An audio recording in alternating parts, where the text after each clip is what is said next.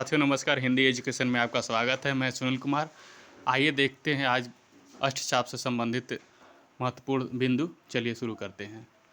अष्टचाप अष्टचाप के कवियों में इनमें से पिता पुत्र का संबंध था, तो इनमें से देखना है पिता पुत्र का कौन सा संबंध था। तो ये बी नंबर सही होगा आपका। कुंभन दास और चतुर्भुज दास, ये दोनों पिता पुत्र के संबंध थे। आइए चलते हैं, इसकी व्याख्या देख लेते हैं। अष्टचाप की स्थापना 1565 ईस्वी में गोसाई विट्ठलनाथ ने किया, जो वल्लभाचार्य के पुत्र थे। अष्टचाप में कुल 8 कवि थे। इसमें कुंभन दास तथा चतुर्भुज दास में पिता पुत्र का संबंध था। अष्टचाप का संबंध कृष्णधारा से है। आगे चलिए देखते हैं इससे संबंधित। वल्लभाचार्य के 4 शिष्य कुंभन दास, सूरदास, कृष्णदास और परमानंद दास हैं, और विट्ठलनाथ के 4 शिष्य अष्टचाप में हैं। शिष्य इनके गोविंद स्वामी, चित्त स्वामी, नंददास और चतुर्भुज दास। मिश्र बंधुओं ने नागरी दास को अष्टचाप का 9वां कवि माना है। तो किसने माना है, कभी पूछ देगा तो ये आप ध्यान देंगे, नागरी दास को। अष्टचाप में सबसे ज्येष्ठ कौन, तो प्रथम कवि कौन है, कुंभन दास, और कनिष्ठ कवि नंददास हैं। ठीक, आगे चलते हैं। कुंभन दास तथा चतुर्भुज दास का निवास स्थान जमुनावती था। ठीक है, आगे चलते हैं, देखते हैं। परमानंद दास का निवास स्थान क्या था, तो सुरभि कुंड था। नंददास का निवास स्थान क्या था, तो नंददास का निवास स्थान मानसी गंगा था।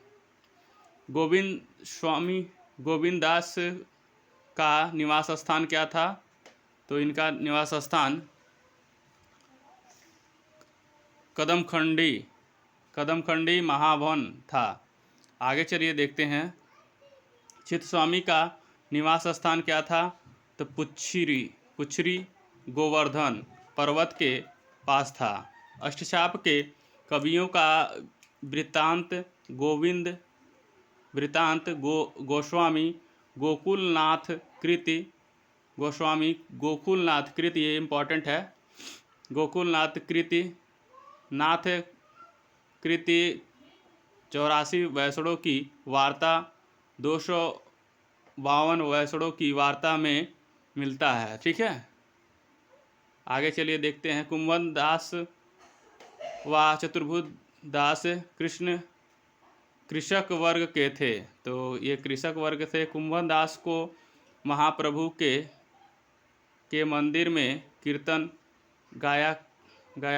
गायन का दायित्व सौंपा गया था। तो किसे सौंपा गया था, आपसे पूछ देगा तो आप बताएंगे कुंभन दास को। चतुर्भुज दास कृषक वर्ग के थे। कुंभन दास को महाप्रभु के मंदिर में कीर्तन गायन का दायित्व सौंपा गया था। आइए आगे देखते हैं। चित्त स्वामी बीरबल के पुरोहित थे। तो आपसे पूछ देगा बीरबल के पुरोहित इसमें से कौन थे, तो आप बताएंगे चित्त स्वामी। अष्टचाप के कवियों में सूरदास के उपरांत वात्सल्य रस का सर्वश्रेष्ठ चित्रण करने वाला कवि कौन था, तो वात्सल तो सूरदास को ही जाना जाता है, पर उनसे संबंधित और भी कौन है जो वात्सल से संबंधित थे, तो इनका नाम है परमानंद दास। ठीक है, वात्सल रस से संबंधित ये भी हैं परमानंद दास जी। आगे देखते हैं, इसमें कुछ क्वेश्चंस दिया हुआ है। अष्टचाप की स्थापना 1565 में किसने की थी, तो इसका सही जवाब आपको यहाँ मिल गया होगा। चलिए आज देख लेते हैं, इसका आंसर आपको बता ही देते हैं। इसका सही जवाब होगा, 1 मिनट, इसका सही जवाब है विट्ठलनाथ। ठीक है, बी नंबर। वीडियो अच्छी लगी हो तो लाइक शेयर करेंगे। धन्यवाद।